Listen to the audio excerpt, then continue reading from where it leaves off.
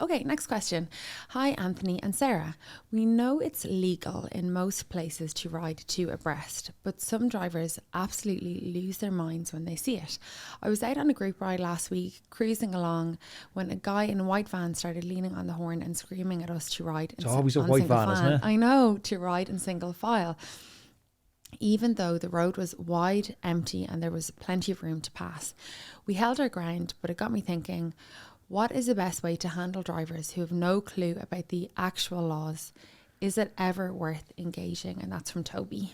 The question isn't so much about the legality of riding two abreast. We have viewers from all over the world. I don't know the rules of the road locally. all over the road. I know for here in Ireland, I think it's the same in the UK. Someone correct me in the comments down below. You can ride two abreast and occupy the same space as a vehicle would on the road, like a motor vehicle would on the road, unless it's unsafe to do so. And the standard of it's unsafe to do so is a subjective standard. So you get to decide rather than a third party deciding if that's unsafe to do so. And that has to be with regard to all the relevant surrounding circumstances. So you're looking at, road width, speed limits. So if you did eventually have to go to court, you would need to justify your subjective mindset based on, I observed these few things and I thought, no, it's too dangerous. The thing to think about is with overtaking, a lot of times it's safer to ride two abreast because it totally means a car can't pass you. So if the road isn't wide enough for a car to pass me with 1.5 meters passing distance, a lot of time I don't see a point in singling out, because if I single out, I'm giving him back half a meter distance and now he can't pass me safely. So it's like, I want to be passed safely if I'm going to pass. Now, there's other times that slow speed through villages and stuff where you just don't need to be an asshole and riding two abreast if you're clogging traffic and everyone's going slow. But as a general rule of thumb, I think it's just good to be situationally aware. I think that's a really good point. Like, look, there's assholes in cars, there's assholes on bikes, there's assholes on skateboards, and you're always going to encounter, unfortunately, people like this. And I think you need to, as a cyclist, be kind of almost hyper aware. Like if you're chatting with a friend and you're two abreast and, you're not concentrating, next thing you look around, there's a line of like 20 cars behind you or something. Don't kind of be like, oh, do you know what? F them. It's my right. It's our right to be riding two abreast. If it's in a safe location, then single out and try and give them a little bit of a dig out.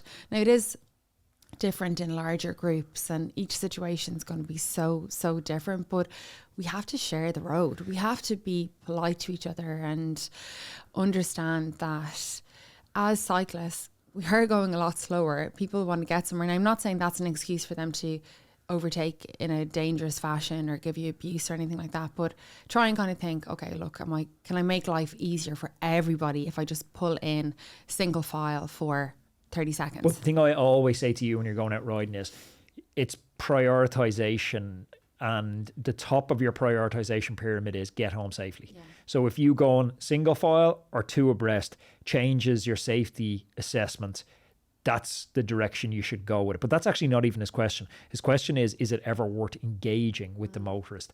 No, it's never worth engaging. You're never going to explain to somebody how they're wrong and you're right in this heated moment. If they're beeping the horn at you, they're already heated, tempers are lost.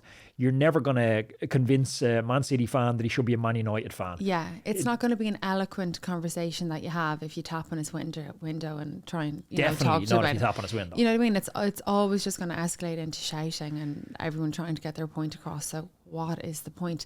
I do feel though that if things do get very dangerous, I know that we often have the debate about having cameras on your bike and reporting them to the police if things get very dangerous or very close, or there's dangerous driving going on.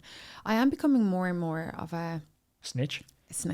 I'm not into snitching. I haven't got a camera, but I think that I've seen such crazy things, and drivers completely treat me as if I'm not even human on the road. And sometimes I feel that they should be punished for behaviour like that. But I go over and back on it all of the time. But it's a hard no with regards to engaging with these people. Engaging. We talked about this a couple of weeks ago because I've started jiu-jitsu, and it's kind of the same idea of is it ever worth getting into a street fight?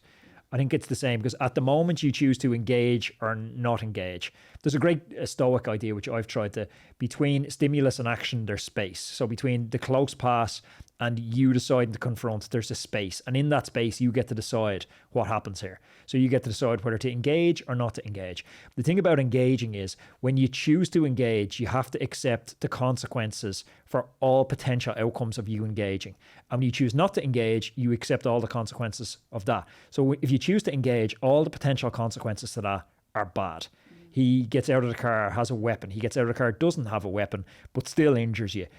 He gets out of the car, it turns into a fist fight. You injure yourself. You break your hand off him. You choke him out. Now you got to go to hospital or you got to go to a police station, explain why you choked out a motorist in the middle of the day.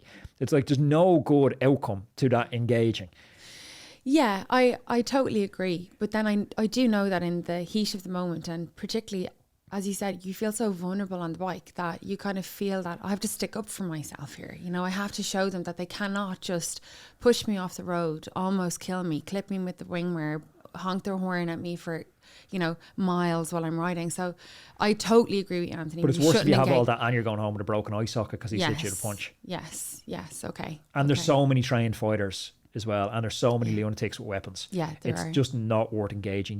It's an absolute roll of the dice whether someone's a trained fighter or not a trained fighter with weapons. And even if that it doesn't escalate to that level, even if it just becomes a shouting match, or you cycle by them and give them the finger, you catch up with them at the red light and you give them the finger or a dirty look, it ruins your ride as well. It literally ruins the following 30 minutes of your spin. So the ultimate revenge is to just wave and keep going past. Smile, because they're still seated in the car. You forgot about 20 seconds later. You love giving the people the thumbs up, don't you? And a big smile. Good to see you. Okay, next question. Transform your indoor cycling with Rouvy, the platform that brings real-world routes and augmented reality to your training. Whether you're preparing for a big event or you're just looking to explore, Rouvy lets you experience legendary rides like Alpe and Passo de Stelvio from the comfort of your home. Rouvy's unique augmented reality technology uses real-life video and GPS data to create the most realistic cycling experience available. You'll feel every climb, descent and turn with precise terrain replication, giving you an authentic outdoor ride indoors. Plus, with AR elements like avatars and banners, the ride really feels totally immersive and interactive. With over 1,500 routes and 25,000 kilometres, the world's most iconic cycling destinations, Rouvy is perfect for cyclists of all levels. Whether you want to enjoy scenic routes, participate in group rides, or push your limits with advanced training plans, Rouvy has you covered. Rouvy also offers flexible pricing, allowing you to pause your subscription or choose duo or group plans to share the experience. From exploring new places to serious training, Rouvy has something for every cyclist. Ready to ride the world? Visit rouvy.com and start your journey today.